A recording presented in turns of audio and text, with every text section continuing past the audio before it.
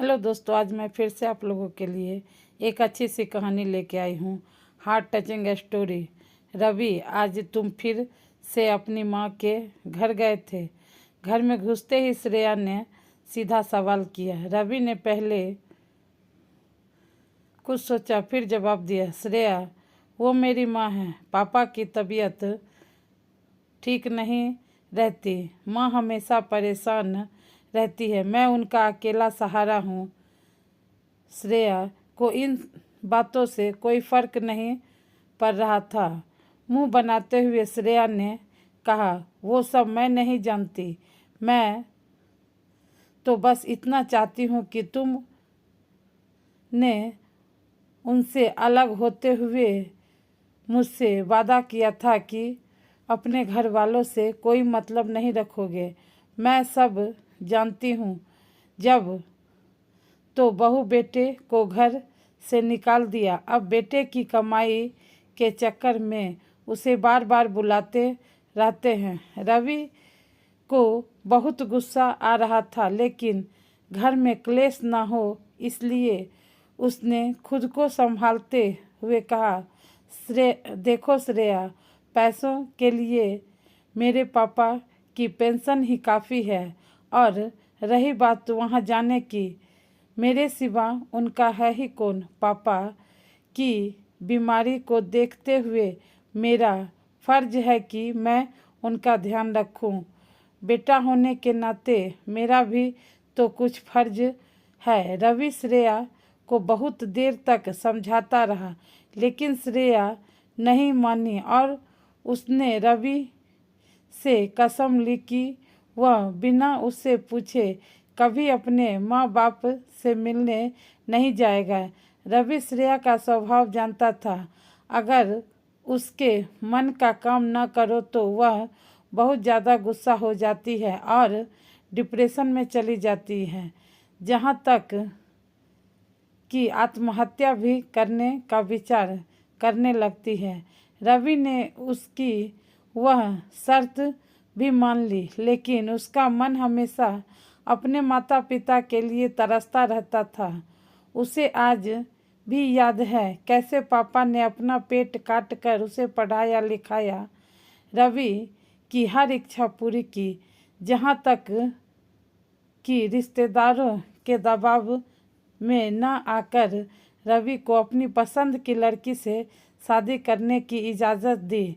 लेकिन शादी के 2 महीने बाद ही श्रेया ने लड़ाई झगड़ा कर उनसे अलग होने का फैसला कर लिया। रवि के पिता जगन्नाथ जी ने एक दिन रवि से बात की, बेटा, अगर बहू हम लोगों के साथ खुश नहीं है तो तू अलग हो जा, हमारी चिंता मत कर।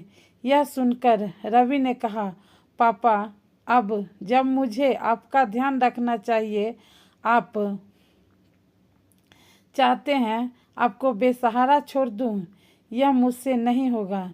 रवि की माँ शांति जी ने कहा, बेटा सही तो कह रहा है, यह बहू को समझाएगा तो वह भी धीरे धीरे मान जाएगी।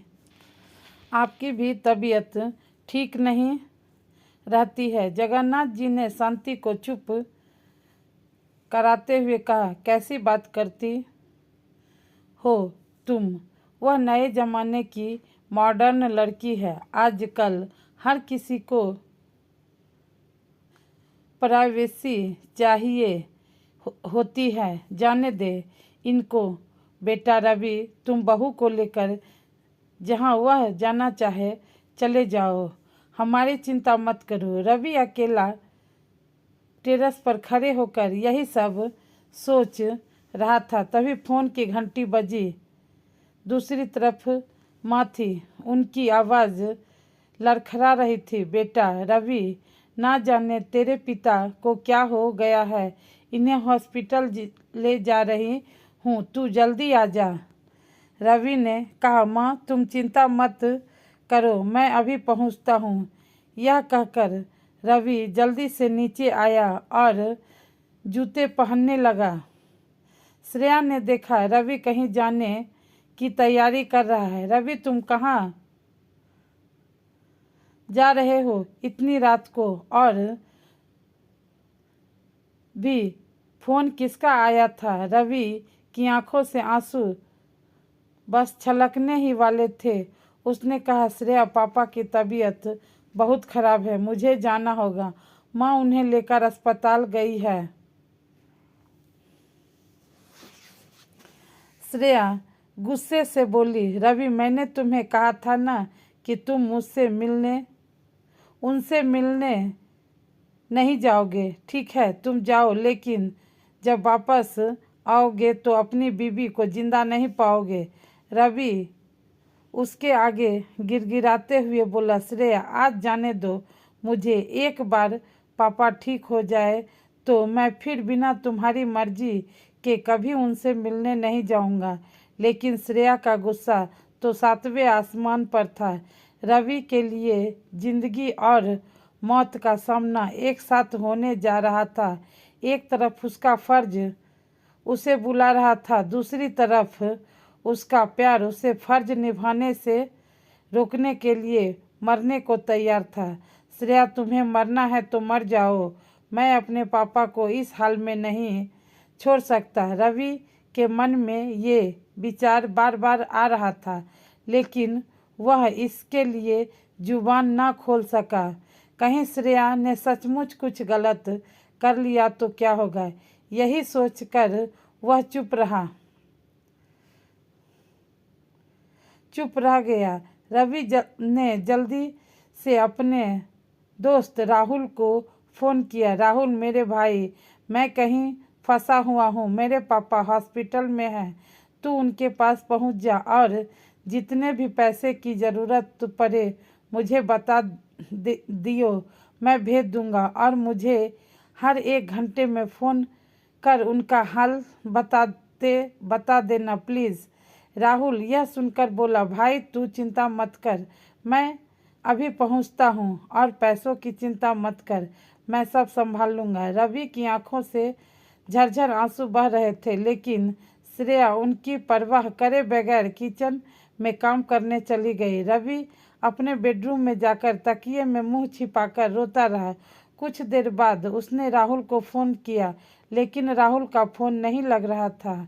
रवि और बेचैन हो गया। तभी उसे ध्यान आया कि हो सकता है पापा आईसीयू में हो, वहाँ फ़ोन बंद रखना पड़ता है। इसी तरह अपने आप को समझा रहा था। कुछ देर बाद श्रेया आई और बेड के एक तरफ मुंह फेर कर सो गई, जैसे रवि को गुनाह करने जा रहा था जिसे श्रेया ने पकड़ लिया।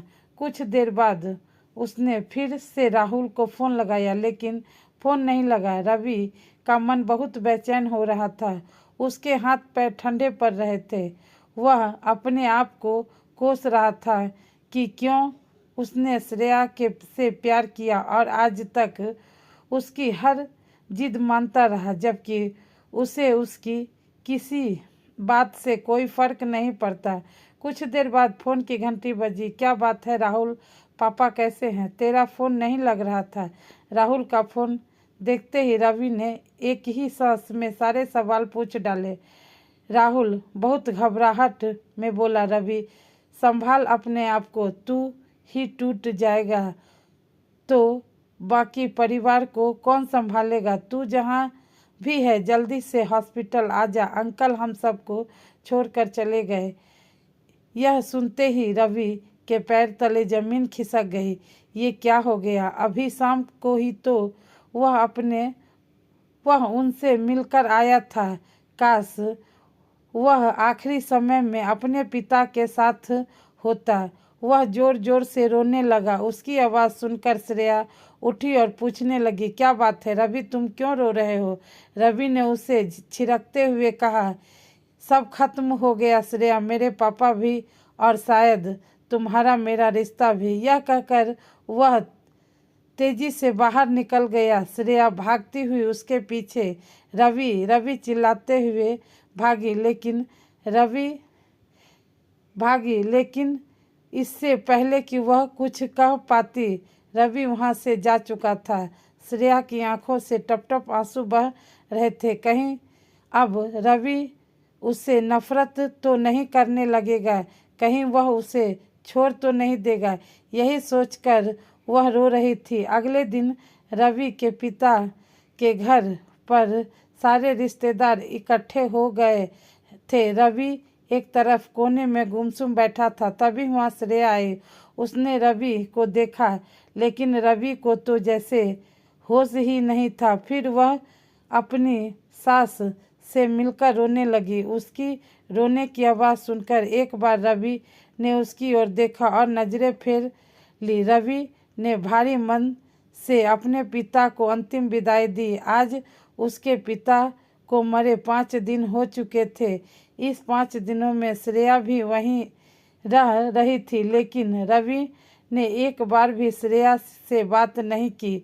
यह बात शांति जी अच्छे से नोटिस कर रहे थे। जगन्नाथ जी की 13वीं के अगले दिन शांति जी ने रवि और श्रेया को एक कमरे में बुलाया। रवि श्रेया को देखकर उठ कर जाने लगा। बेटा, मेरी बात सुन, मैंने ही बात करने के लिए बहू को बुलाया है, लेकिन मुझे कोई बात नहीं करनी। माँ, पापा की बात मानकर मैं अलग हो गया, लेकिन अब मैं आपके साथ रहूँगा। चाहे आप कितना भी कहे, मैं कहीं नहीं जाऊँगा और मैं इसे जहाँ जाना है चली जाए। यह सुनकर श्रेया रोने लगी। शांति जी ने उसे चुप कराया और कहा, बेटा, ये 2 चिट्ठी तेरे पापा तुम दोनों के नाम से छोड़ गए थे, एक तेरे लिए और एक बहू के लिए। रवि ने जल्दी से चिट्ठी माँ के हाथ से ले ली जैसे उसे पापा को पाने का मौका मिल गया हो।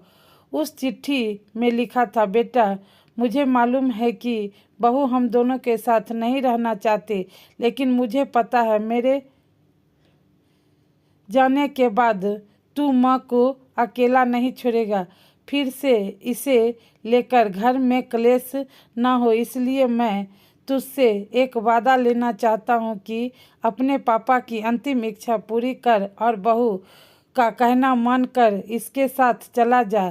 तेरी माँ के लिए मैं पहले ही वृद्धाश्रम में इंतजाम कर दिया है, वह वहाँ सुखी से रहेगी। कभी कभी उससे मिलने चले जाना। अगर तू मुझे प्यार करता है तो मेरी अंतिम इच्छा जरूर पूरी करेगा। इधर श्रेया ने भी अपनी चिट्ठी खोली। उसमें लिखा था, बेटी, तू चिंता मत कर, मेरा बेटा भगवान भावना में बह जाता है। मैं जानता हूँ वह मेरे बाद यहाँ रहने की जिद करेगा, तुमसे लड़ाई भी करेगा, लेकिन तू चिंता मत कर। मैं चाहता हूँ तुम दोनों हंसी खुशी रहो। मेरी चिट्ठी पढ़ने के बाद वह तेरे साथ चलने के लिए राजी हो जाएगा। मेरा आशीर्वाद हमेशा तुम दोनों के साथ रहेगा। चिट्ठी पढ़ते ही श्रेया रवि के पैरों में गिर गई। रवि, मुझे माफ़ कर दो। ससुर जी जैसे देवता को मैंने उनके बेटे से अलग किया, इसकी सज़ा मुझे मिलनी ही चाहिए। तुम मुझे तलाक दे दो। शांति जी ने श्रेया को उठाकर गले लगा लिया।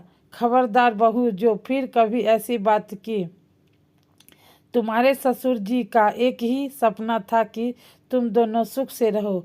आज वो तुम दोनों को देखकर कितने दुखी हो रहे होंगे। श्रेया शांति जी के पैरों में गिर गई। माँ जी, अब मैं हमेशा आपके साथ रहूँगी। रवि भी रोकर माँ से लिपट गया। नहीं माँ, मेरे रहते तुम वृद्धाश्रम नहीं जाओगी। दोस्तों, आपको हमारी कहानी कैसी लगी? तो कहानी अच्छी लगी हो तो कहानी को लाइक और चैनल को सब्सक्राइब कर दीजिएगा। इसी तरह एक अच्छी कहानियाँ सुनने के लिए। थैंक्स फॉर वॉचिंग दोस्तों।